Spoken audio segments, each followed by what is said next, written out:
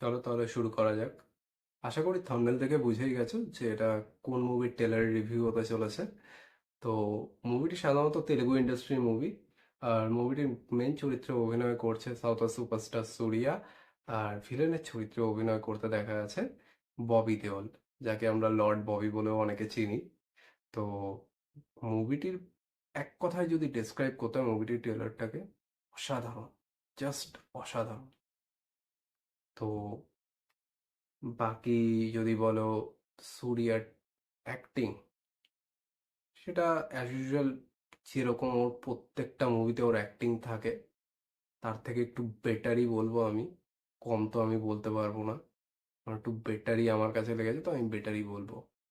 তো ববি দেওলের অ্যাক্টিংটা আমার কোথাও না কোথাও একটু ডাউন মনে হচ্ছে, যেটা আরেকটু ভালো হতে পারতো। তো ঠিক আছে, বাট একটু ডাউন গেছে।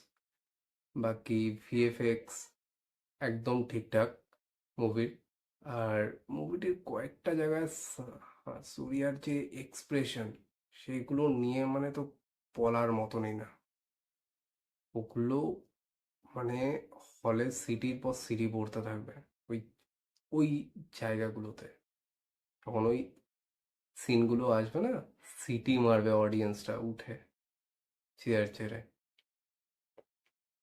আর মুভিটির যতদূর আমরা একটা, মনে আছে হয়তো একটা পোস্টারও বেরিয়েছিল কিছুদিন আগে, যে পোস্টারটাতে সূর্যার দুটো রূপ দেখা গেছে।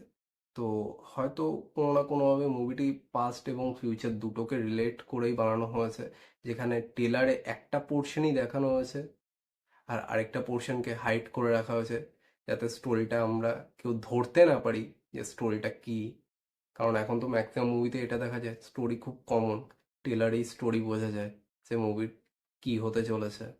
তো এক্ষেত্রে কিন্তু মুভির মেকাররা একদম চালাকির সাথে টেলারটা আমাদের সামনে তুলে ধরেছে, যাতে আমরা টেলারটাও দেখে নিতে পারি আর বুঝতেও না পারি। তো hope you guys all of you are enjoy this video.